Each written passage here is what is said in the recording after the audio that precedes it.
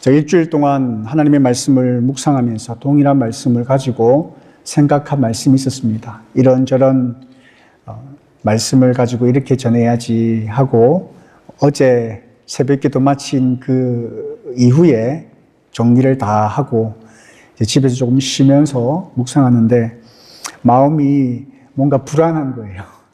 뭔가 준비가 잘 됐는가라는 생각을 하게 되었습니다. 그래서 늘 너무 마음이 불안한 마음이 들어서 다시 말씀을 읽고 또 말씀을 묵상하는데 안 되겠다 싶은 거예요. 그래서 저녁에 다시 말씀을 전하면서 준비하면서 새롭게 말씀을 고쳤습니다. 그러니까 지금 저의 마음의 상태가 굉장히 떨립니다. 어떻게 될지 잘 모르겠습니다만은 그러하기에 하나님의 은혜가 더 필요한 이 시간인 것 같고요. 여러분께서는 또 하나님께서 또 우리에게 어떤 말씀을 주시는가 좀 기대하는 마음, 말씀을 전하는 자가 조금 부족하더라도 하나님의 말씀 그 자체의 능력이 있기에 그 말씀을 통해서 여러분 가운데 하나님께서 주시는 그 음성이 무엇인지를 또 깨닫는 그런 복된 시간이 되었으면 좋겠습니다. 오늘 우리가 함께 묵상할 말씀은 열매 맺는 삶에 대한 말씀입니다.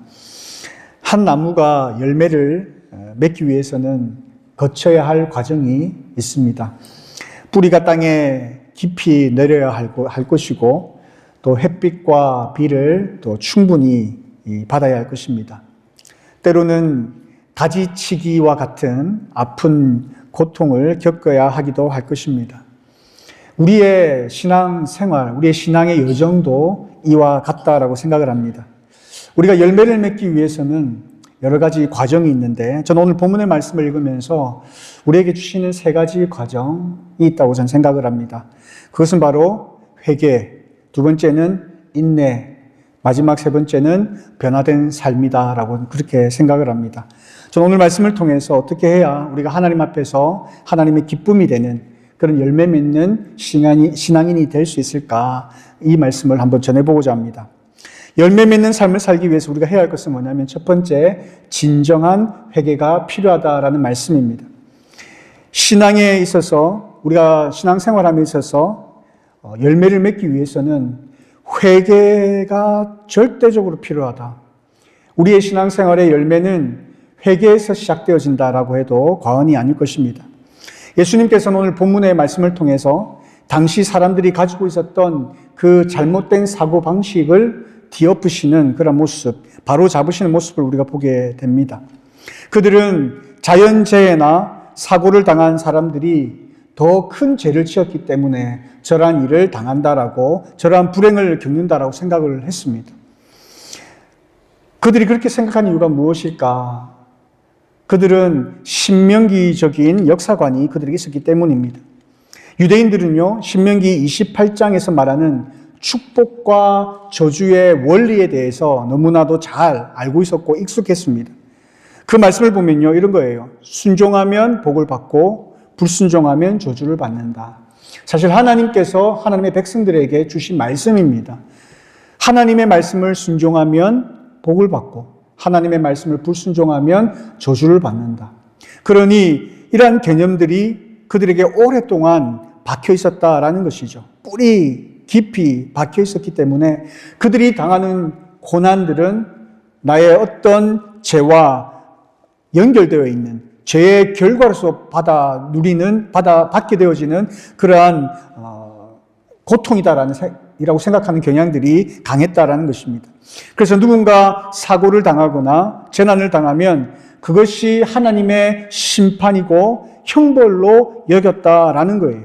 오늘 본문의 말씀을 보면 여러 가지 사건이 있습니다. 빌라도가 갈릴리인들을 학대하여 죽이는 사건이 있었습니다. 그리고 망대가 무너짐으로 인하여서 18명이 죽는 사건이 일어났습니다. 그런 사건을 보면서 유대인들은 어떻게 보고 있냐면 저들이 저렇게 죽은 것은, 고난을 당하는 것은, 핍박을 당하는 것은 그들이 하나님 앞에 범죄했기 때문이다라고 그렇게 여겼다라는 거예요. 이러한 모습들은 욥의 친구들을 통해서 우리가 잘 볼 수가 있습니다. 욥이 고난을 당했습니다. 이 친구들이 왔어요. 그러면 그 당하는 고난을 보면서 조금 위로를 해야 되지 않겠습니까? 근데 결과적으로 그들이 했던 것은 무엇이냐면 네가 죄를 지었기 때문에 하나님이 너에게 벌하신 것이다라고 판단하면서 욥에게 계속적으로 하나님 앞에 회개할 것을 강요하는 모습들을 보게 됩니다. 죄가 많으면 큰 재앙을 받게 되고 의로움은 보호를 받는다는 거죠. 네가 이러한 고통을 받는 것은 네가 하나님 앞에 범죄했기 때문이다라고 그렇게 이야기하는 인과응보적인 관점을 가지고 있었던 모습들을 우리가 잘 알고 있다는 거예요. 여기에 바리새인들은요, 그리고 유대 종교 지도자들은 한 몫을 더했던 모습을 보게 됩니다. 당시 바리새인들은 죄와 형벌을 직접적으로 연결하여 가르쳤습니다. 동일하게 그들이 잘못한 것은 그들이 당하는 이런 고난은 그들의 잘못 때문이다, 그들의 죄 때문이다 이렇게 가르쳤다라는 거예요. 요한복음 9장에도 보면 제자들이 이렇게 여쭤봅니다. 날 때부터 맹인인 사람을 보면서 이 사람이 맹인으로 태어난 것은 누구의 죄 때문입니까? 자기 자신의 죄 때문입니까? 아니면 부모의 죄 때문입니까? 라고 질문하는 것도 같은 그런 사고방식에서 나오는 것이었다라는 겁니다. 바리새인들은 사람들이 불행한 일을 겪으면 그것들이 바로 그들의 죄 때문이라고 쉽게 판단하는 그러한 경향이 있었다라는 것이에요. 오늘 본문에도 그러한 경향, 그러한 관점에 의해서 그렇게 이야기를 하고 이해를 했다라는 것입니다. 여기에 예수님께서는 그들의 잘못된 이 관점을 바로잡으신 거예요. 고난과 재난은 특정한 죄 때문에 주어지는 것이 아니다라고 말씀을 하시면서 모든 인간이 회개해야 할 필요성이 있다라는 사실을 예수님께서 말씀하고 계신다라는 것입니다. 예수님께서는 이런 자연재해나 아니면 사고를 겪은 사람들이 더 큰 죄를 지었기 때문에 저들이 저러한 고통을 당하는 것이 아니다라고 말씀하면서 동시에 모든 사람이 회개하지 아니하면 저들과 동일한 심판을 받을 것이다라고 경고하고 있다라는 것입니다. 여기서 말씀하고 있는 것은 그겁니다. 고난은 남을 판단하는 그러한 기준으로 삼을 것이 아니라 자기의 영적 상태를 점검하는 기회로 삼을 것을 강조하는 거예요. 여기서 말씀하시는 그 포인트는 뭐냐면 저들이 왜 이런 고통을 당합니까?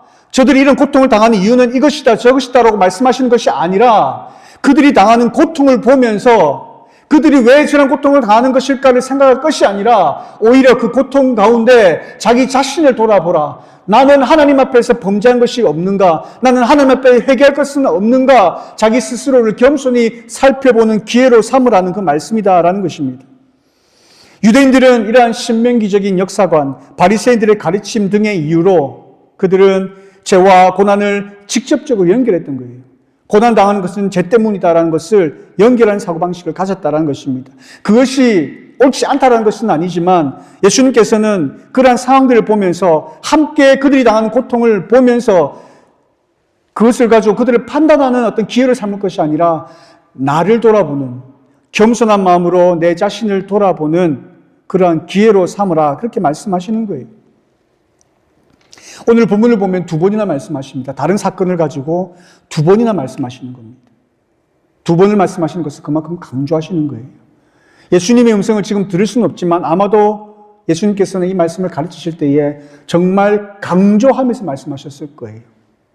여러분, 우리 주변에 여러 가지 일들을 당하는 그런 사람들, 어려움들 당하는 것들을 볼 때에 여러분 그것을 여러분의 일과 결부시켜서 생각하신 적 있으십니까? 저는 이 본문의 말씀을 보면서 한 번도 저는 그런 생각을 안 해봤어요.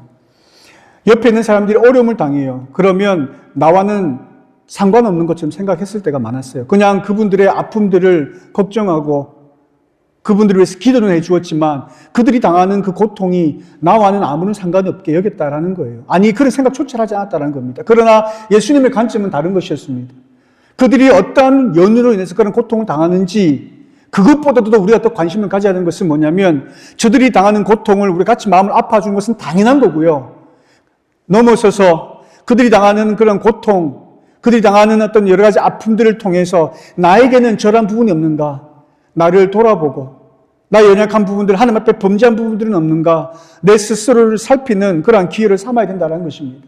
그만큼 예수님께서는 우리의 잘못을 철저하게 점검해야 할 것을, 회개해야 할 것을 말씀하고 있다는 것입니다. 왜냐하면 열매 맺는 삶을 살기 위해서는 회개가 필수적이기 때문에 그래요.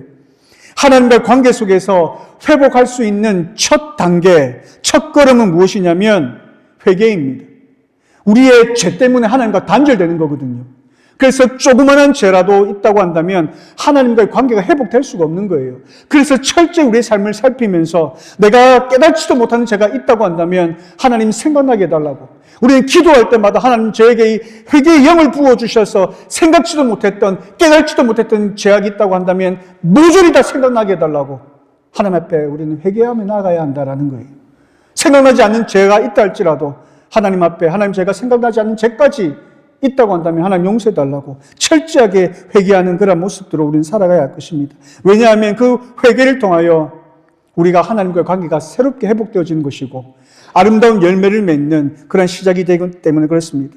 여러분, 진정한 회개가 무엇이라고 생각하십니까? 진정한 회개는 단순한 후회가 아닙니다. 진정한 회개는 무엇이냐면 우리의 삶의 방향을 하나님께로 돌리는 거예요. 모든 나의 부족한 부분, 나의 연약한 부분, 나의 실수조차도 인정하고 하나님의 방향으로 돌리는 것입니다.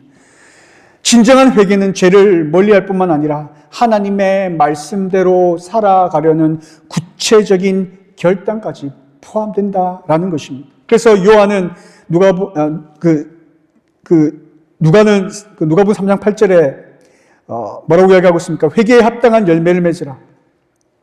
세례요한이 그렇게 했잖아요. 회개에 합당한 열매를 맺으라. 그렇게 이야기했던 것처럼 우리의 삶 가운데 열매가 나타나야 된다는 것입니다. 회개에 합당한 열매를 맺으라. 우리의 열매를 맺기 위해서는 회개가 전제돼야 된다는 사실을 여러분 기억하시기를 바라요. 그러기에 우리는 매일매일 하나님의 말씀을 통하여 우리의 자신을 점검해야 되는 것입니다. 제가 또 강조하게 돼서 죄송합니다. 우리가 큐티의 말씀, 큐티가 아니어도 괜찮습니다. 우리가 보니까 개인적으로 말씀을 묵상하신 분들 많이 계시더라고요. 그만큼 여러분이 훈련이 잘 된 것 같다고 생각이 듭니다. 그런 분들은 계속 자기의 방법대로 하시면 되고요. 그러지 못하신 분들은 큐티 하시면서 하나님의 말씀을 통하여 나의 삶을 돌아보셔야 된다는 거예요. 점검하셔야 된다는 거예요. 평상시에는 나의 잘못이 보여지지 않습니다. 그런데 여러분 꼭 주일날 하나님 앞에 나와 예배할 때에 눈을 감고 기도할 때 여러분의 잘못이 생각나지 않습니까? 평일날 우리가 하나님의 말씀 가운데 가까이 가고 그 말씀을 통해 내 삶을 돌아보지 아니하면 우리가 무슨 잘못을 범하고 있는지, 하나님 앞에 어떠한 죄를 잘못을 범하고 있는지 알 수가 없다는 거예요. 그래서 우리가 늘 하나님의 말씀을 통하여 우리 삶을 점검해야 된다는 겁니다. 기도를 통해서 하나님 앞에 고백하며 정결한 삶을 살아가야 된다는 것입니다. 그때 비로소 하나님과의 관계가 바로 정립되는 거예요. 나무를 키우기 이전에 땅을 경작하듯이 회개가 바로 영적인 그러한 역할을 한다는 사실을 여러분 꼭 기억하시길 바랍니다. 열매 맺는 삶을 살기 위해는요, 두 번째는 우리에게는 인내가 필요합니다. 우리에게는 시간이 필요합니다. 인내 없이, 시간 없이 열매를 맺을 수는 없습니다. 그 시간이라는 것은 그만큼의 그 과정, 그만큼의 인고의 그 과정이 필요하다는 것이지요. 오늘 본문에 등장하는 빌라도와 갈릴리 사람들, 그리고 실로암 망대에서 안타까운 사건을 통하여 목숨을 잃은 그런 사건들, 이 사건들은 누가복음에만 기록되어 있습니다. 다른 공간복음, 마태복음이나 마가복음에는 기록되어 있지 않습니다. 특별히 여기에만 다 기록되어 있어요. 그런데요, 무화과 나무 비유는요, 마태복음과 마가복음에도 기록되어 있습니다. 근데 비교를 해봤습니다. 해보니까 마태복음과 마가복음에는요, 예수님께서 저주하시고 난 다음에 즉시 말라 죽었습니다. 그런데 누가복음에 나오는 이 무화과 나무의 비유는 어떻습니까? 유예 기간을 주시죠. 왜 그럴까요? 무엇을 강조하는 것일까요?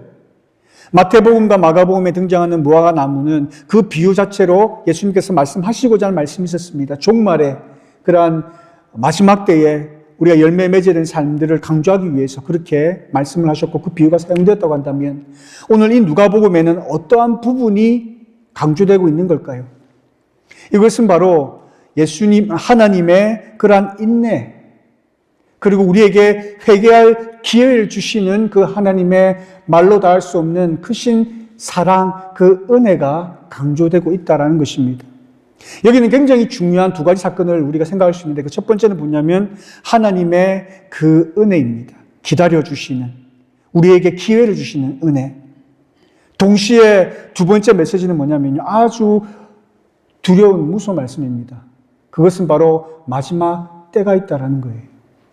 우리에게 있어서 한없이 기다려 주시지 않는다라는 것입니다.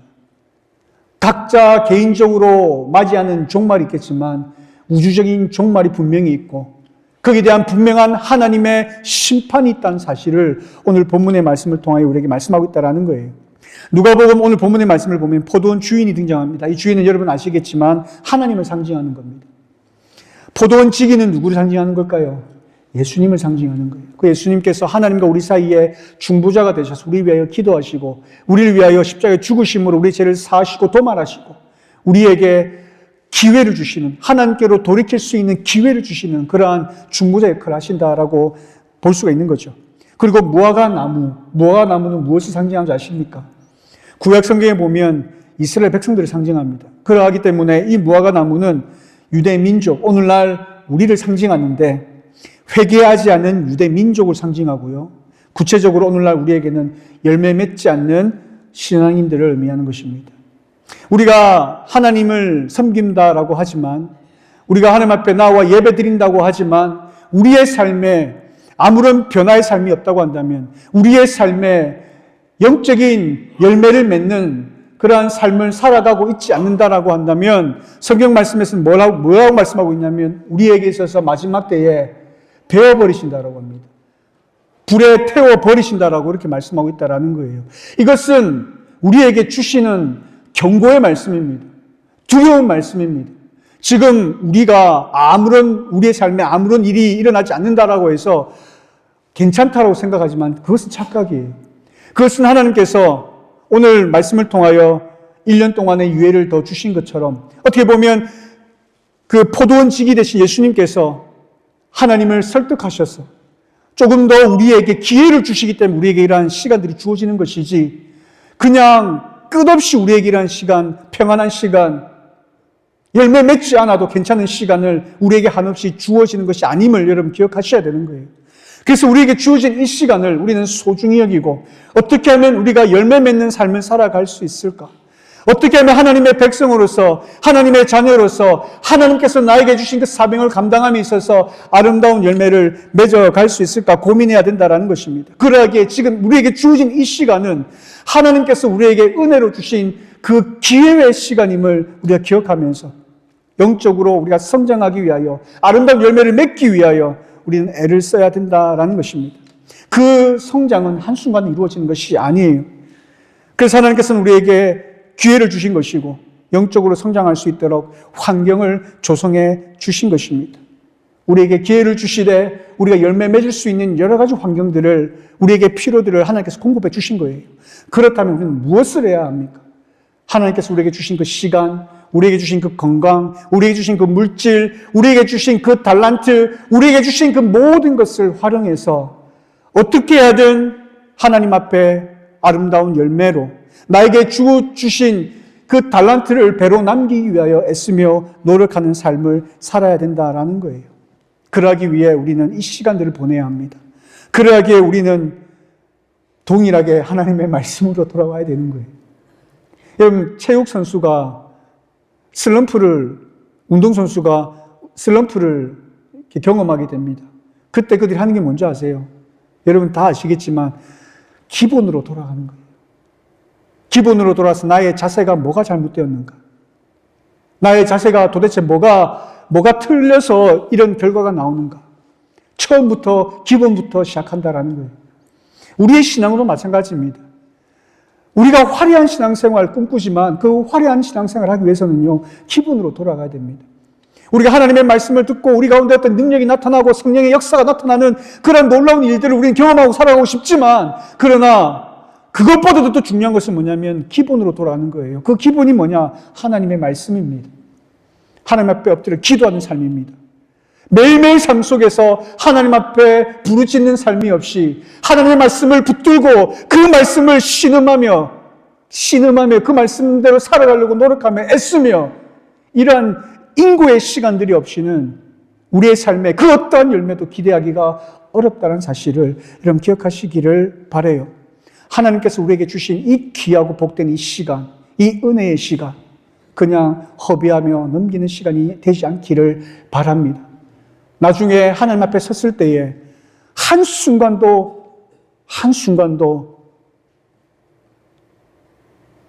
하나님 앞에 아쉬움 없을 만큼 내가 할 수 있는 모든 것을 다 쏟아 부을 수 있었기에 한순간도 아쉬움이 없는 그러한 삶을 살아가는 저와 여러분 삶이 되시기를 간절히 소망합니다. 쉽지 않겠지만 날마다 우리의 삶을 채찍질하시면서 내가 여기서 한 발자국 더 뛸 수는 없었을까? 내가 하나님 앞에서 하나님을 기쁘시게 해드리기 위하여 내가 좀 더 할 수 있었지는 않았을까? 늘 고민하면서 살아가는 저와 여러분의 삶이 되시기를 바랍니다. 하나님께서는 그 모습을 굉장히 귀하게 여기실 거라 생각을 해요. 저는 오늘 찬양하면서 하나님께서 참 기뻐하셨겠다는 생각이 들었어요. 우리 반주하시는 권사님이 잠깐 개인적인 일로 타주에 가셨거든요. 우리 권사님, 우리 집사님 나오셔서 이렇게 도와주시는데 얼마나 열심히 또 어제 연습하셨는지 하나하나 반주 이렇게 눌리시는데 평소보다 조금 늦었어요, 박자가. 그런데 저는 그 열심히 노력하는 그 모습이 너무너무 감사한 마음이 들었고, 그리고 앉아 계신 분들이 응원하는 마음으로 이렇게 같이 박수 치시면서 그렇게 찬양하면서 함께하는 이 모습도 저는 굉장히 감동이 되는 거예요. 얼굴에 자꾸 웃음이 나오고, 이게 뭐랄까요. 기뻐서 그런지 모르겠지만 계속 웃음이 나오고 그랬어요. 하나님께서 그런 모습을 보실 때에 어떠하셨을까? 하나님께서 우리가 정말 프로페셔널한 어떤 그 재능을 가지고 완벽한 예배를 드리는 거, 물론 우리가 잘 준비해서 드리는 것도 중요하겠지만 그것만 하나님께서 원하실까? 저는 아니라 생각해요. 우리가 드릴 수 있는 최선의 것, 부족하고 연약하고 우리가 드릴 수 있는 것들이 그렇게 많지는 않지만 그러나 하나님을 사랑하는 마음으로 최선을 다하여 후회 없는 그 시간, 그 순간을 하나님 앞에 드릴 때에 하나님께서 기뻐하시지 않을까? 그래서 저는 늘 그런 소망하는 마음이 있어요. 우리가 모여있는 수가 한 60분 이렇게 됐는데요. 몇만 명 모이는 그 교회보다도 하나님께서 기뻐하시고 하나님께서 주목하시는 예배의 자리가 되었으면 좋겠습니다 라는 마음이 있는 거예요. 우리의 예배가 그런 예배가 되었으면 좋겠습니다. 사람의 숫자가 어떨 때는 중요해요. 그러나 그게 다가 아니지 않습니까? 우리가 할 수 있는 최고의 최선의 것이 있다는 겁니다. 그래서 우리가 하나님 앞에 찬양을 올려드릴 때, 우리 하나님 앞에 예배를 올려드릴 때에 하나님께서 수많은 교회 가운데 특별히 주목하여 이렇게 보시는 그 교회, 우리 교회가 그런 교회가 되어지기를 간절히 소망합니다. 마지막 세 번째는 성령의 역사하심으로 인하여서 변화되는 그러한 삶을 우리는 살아가는 것입니다. 열매 맺는 삶을 우리가 실천하기 위해서 우리는 성령의 도우심이 필요하다는 겁니다. 예수님께서는 무화과 나무가 열매를 맺지 못하는 이유를 아셨습니다. 단순히 시간이 부족한 것이 아니었고요.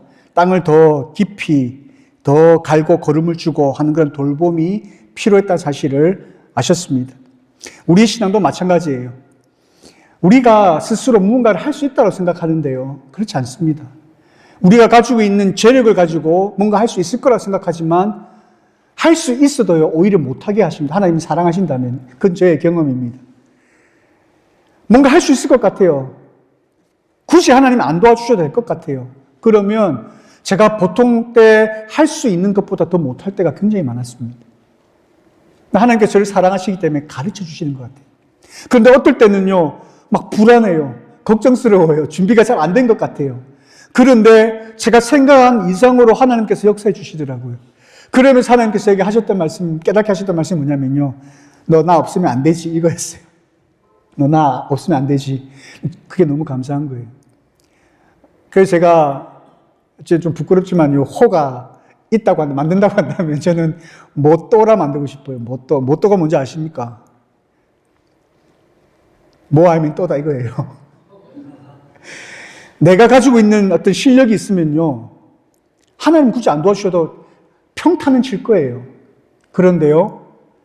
저는 제가 경험한 삶을 이렇게 되돌아보면 하나님께서 도와주시면요. 제 실력 이상을 하더라고요. 제가 할 수 있는 어떤 능력 이상치를 하나님께서 하시더라고요. 저를 통해서 하나님 역사하시더라는 거예요. 그런데 어떤 순간에는요. 하나님이 도와주시지 아니할 때는, 때로는 제가 하나님 앞에 경건치 못하고 하나님 앞에 불순종한 삶을 살아갔을 때, 어떻게 보면 교만하여 하나님 도우심이 없어도 나는 할 수 있다고 생각하는 그런 착각 속에 빠져 있을 때는요, 제가 할 수 있는 것보다 못하더라는 거예요. 이게 똑같은 그런 결과를 낳더라고요. 그런데요, 제가 여기서 경험하면서 느꼈던 것은 뭐냐면, 나 이런 못도 인생 너무 좋은 거예요. 왜냐하면 어떠한 순간에도 나의 연약함을 알기에 하나님 붙들게 되더라는 거죠. 하나님이 도와주시지 아니하시면 나는 내가 할 수 있어도, 내가 할 수 있는 어떤 그런 상황이 되어도 못하는 것을 너무나 알기 때문에, 그래서 하나님을 의지할 수밖에 없는 그러한 상황들을 하나님께서 깨닫게 해주시고 가르쳐 주시더라라는 겁니다. 여러분, 우리 삶이 그렇습니다.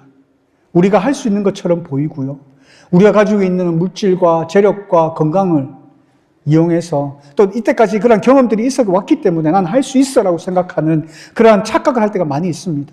그러나 그러하다 할지라도 하나님께서 함께 하시지 아니하시면 우리는 아무것도 아닌 존재임을 여러분 기억하시기를 바랍니다.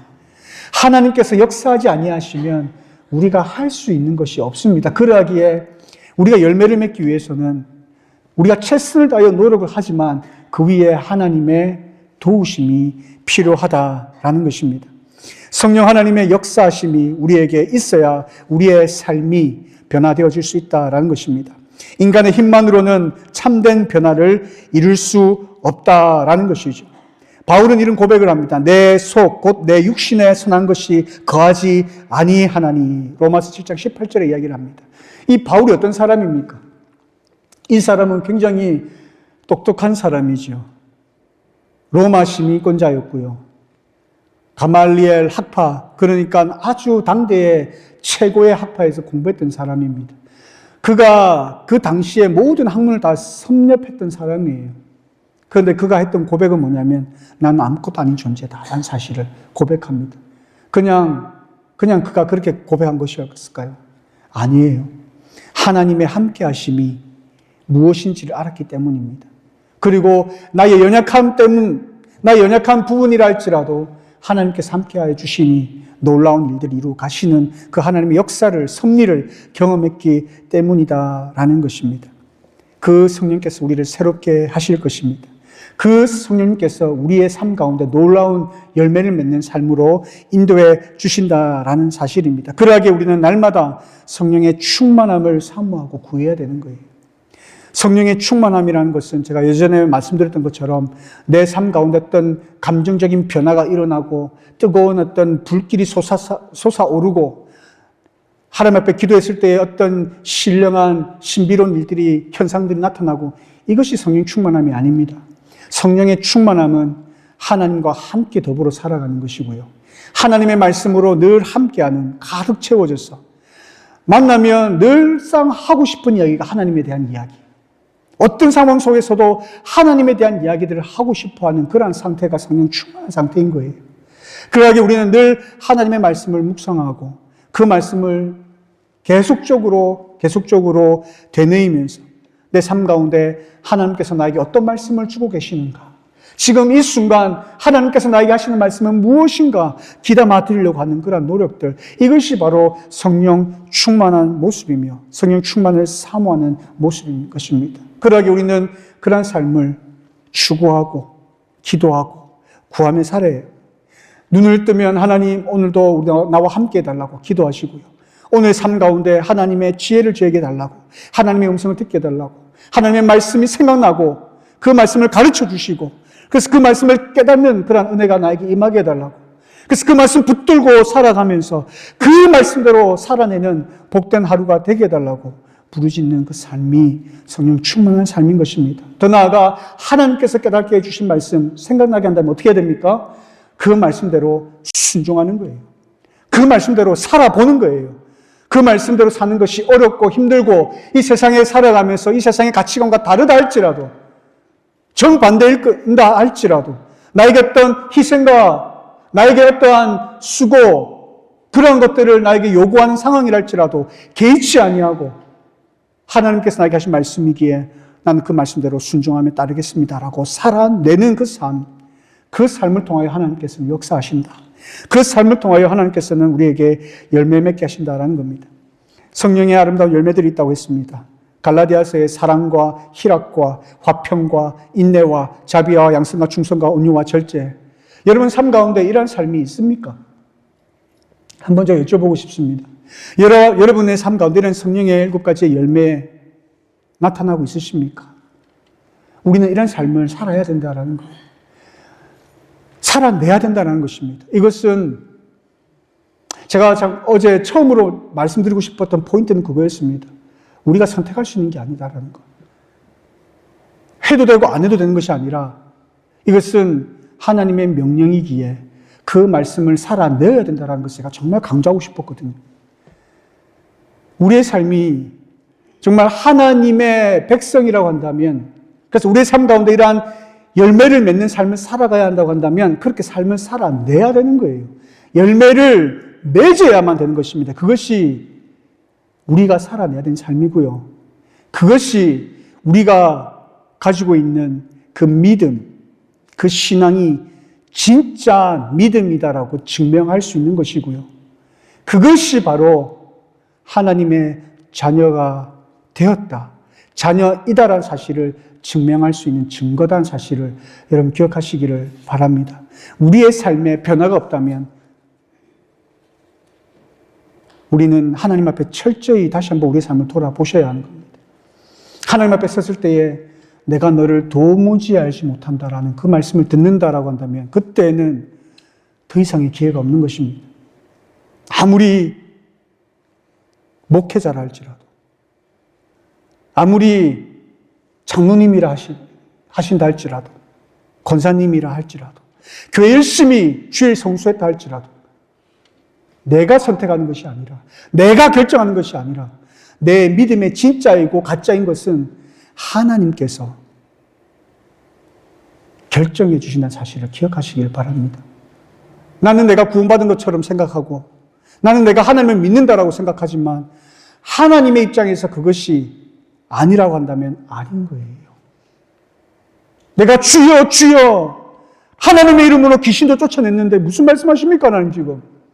내가 평생을 하나님의 나라를 위해 살았고 하나님의 말씀 전한다고 살았고 하나님의 말씀 뜻대로 순종하려고 노력하며 살았는데 왜 저를 모른다 하십니까? 라고 이야기해봤자 그때 가서는 아무것도 아니다는 겁니다. 아무 소용이 없다는 거예요. 우리의 삶 가운데 열매가 맺혀지고 있는가? 우리의 삶의 모든 영역 속에서 우리는 어떠한 열매를 맺고 살아가고 있는가? 변화되어져 가고 있는가? 우리 스스로를 돌아보면서 부족하며 또 우리가 고쳐야 할 부분들, 하나님 앞에 범죄했던 것들이 생각나고 깨닫게 하신다면 철저하게 회개하고 또 반복적으로 짓는다면 또 하나님 앞에 하나님 제가 이렇게 연약한 존재입니다. 이러한 자를 하나님 부르셨습니까? 이러한 자를 하나님 용서하시기 위하여 사랑하는 독생자 예수 그리스도를 보내주셨습니까? 좀 얼굴에 철판 좀 까시고요. 하나님 앞에 담대히 나아가는 저와 여러분 삶이 되시기를 바랍니다. 그리고 하나님의 자녀이기에 하나님께서 말씀하신 바대로 아름다운 열매를 맺혀드리는 변화된 삶을 살아내고야만은 그런 삶을 살아감으로 하나님 앞에 충성스러운 일꾼이라고 칭찬받는 저와 여러분의 삶이 되시기를 주님의 이름으로 축원드립니다. 오늘 주신 말씀을 가지고 이 시간 함께 한 목소리로 통성으로 기도하는 시간 갖도록 하겠습니다. 오늘 주신 말씀처럼 우리가 하나님 앞에 아름다운 열매로 변화된 삶을 살아가는 그러한 복된 주의 백성들이 되게 해달라고 이 시간 함께 기도하셨으면 좋겠습니다. 그러기 위해서는 우리에게 진정한 회개가 필요합니다. 여러 가지 상황과 나타나는 그러한 자연재해를 바라보면서도 나와 아무런 상관없다 여기는 것이 아니라 그것조차도 혹시나 나에게 하나님께서 하시는 말씀은 무엇인가? 내가 하나님 앞에 범죄한 것은 있지 않는가? 내 스스로를 돌아보는 겸손한 마음을 허락해달라고 여러분 기도해 주시고요. 하나님 앞에 진정한 회개, 그래서 하나님께로 방향을 틀어 하나님의 기뻐하신 뜻대로 살아가는 복된 주의 자녀들 되게 해달라고, 그리고 우리에게 주어진 이 시간 그냥 막 우리에게 주어진 시간이 아니라 하나님 앞에 준비하고 또 하나님 앞에 아름다운 열매로 드리기 위하여 인고의 시간이 필요한 이 시간들임을 기억하셔서 우리가 하나님 앞에 아름다운 열매로 변화된 삶으로 하나님 앞에 영광 올려드리며 살아가는 삶을 살 수 있도록 이를 위해 기도해 주시고요. 그리고 성령 하나님의 능력 가운데 주어진 사명 잘 감당하는 나의 삶 가운데 아름다운 역사가 나타나고 나의 삶을 통하여 하나님 영광 받으시는 삶을 살아가는 복된 주의 자녀들 될 수 있도록 이를 위하여 함께 기도하는 시간 갖도록 하겠습니다. 기도하겠습니다. 참 좋으신 나의 아버지 하나님, 하나님의 은혜를 진심으로 감사를 드립니다. 우리의 연약함과 우리의 부족함을 하나님의 말씀을 통하여 깨닫게 하심을 감사합니다. 아버지 하나님, 우리가 지금까지 오랫동안 신앙생활을 했지만 하나님, 우리가 얼마나 많은 아름다운 열매를 맺으며 하나님 앞에 기쁨을 안겨다 드렸는지를 돌아보는 시간 같습니다. 아버지 하나님, 우리가 하나님 앞에 은혜로 말미암아 구원받은 것으로 다했다 생각하며 살아오지는 않았습니까? 나의 구원만 중요하고 하나님, 내가 구원받았으면 됐다라고 생각하며 살아오지는 않았습니까? 아버지 하나님, 오늘 말씀을 통하여서 우리의 삶을 다시 한 번 더 되돌아보며 철저히 나의 삶을 되돌아보며 나에게 하나님 앞에 범죄한 것은 있지는 아니한가, 하나님 앞에 회개할 것은 있지는 아니한가, 철저히 우리 삶을 살피며 하나님 앞에 정결한 모습으로 나아가는, 철저히 회개하는, 하나님께 모든 방향을 틀어 하나님의 기쁘신 뜻을 위해 살아가는 저희들의 삶이 되게 하여 주시기를 간절히 소망합니다. 아버지 하나님, 또한 우리에게 주어진 이 시간들이 우리가 잘났기 때문에 잘해서가 아니라 우리에게 하나님 회개할 수 있는 기회, 열매를 맺을 수 있는 기회, 하나님께서 우리에게 베푸시는 놀라우신 하나님 그 은혜 때문임을 우리가 기억하게 하시고, 우리에게 주신 이 마지막 기회를 하나님 앞에 아름다운 제사를 올려드리며 아름다운 열매로 하나님 앞에 갚아드릴 수 있는 복된 자들의 삶이 될 수 있도록 인도하여 주시기를 소망합니다. 하나님의 말씀을 붙들고 살아가게 하시고, 쉽지 않은 시간이랄지라도, 긴 인고의 시간이랄지라도 하나님 앞에 그 시간을 감내하며 인내하며, 그래야 아버지 하나님 앞에 아름다운 제물로 올려드리는, 아름다운 열매로 변화된 삶으로 올려드리는 저희들의 삶이 되게 하여 주시옵기를 간절히 소망합니다. 아버지, 우리가 아무리 열심히 노력한다는데 우리 힘으로 할 수 없음을 고백하오니 성령의 능력으로 말미암아 감당하는 저희들의 삶이 되게 하여 주시고, 성령 하나님께서 우리 가운데 함께해 주셔서 날마다 새로운 것으로, 날마다 하나님의 크신 은혜로 능력으로 인도하여 주시어서 성령 충만함으로 하나님 앞에 나아가는 저희들의 삶이 되게 하셔서 우리의 삶 가운데 아름다운 하나님의 능력이 나타나고 하나님 앞에 아름다운 제사를 올려드리는 복된 주의 자녀를 되게 하여 주시고, 우리의 삶을 통하여 일하시고 역사하신 하나님을 증거하며 살아가는 복된 주의 자녀들 될 수 있도록 인도하여 주시옵소서. 참 좋으신 아버지 하나님, 하나님 은혜를 감사합니다. 주신 말씀대로 우리의 삶을 살아가는 삶의 그 현장 가운데 아름다운 열매 맺으며 살아가는 복된 주의 자녀들의 삶이 될 수 있도록 인도하여 주시옵소서.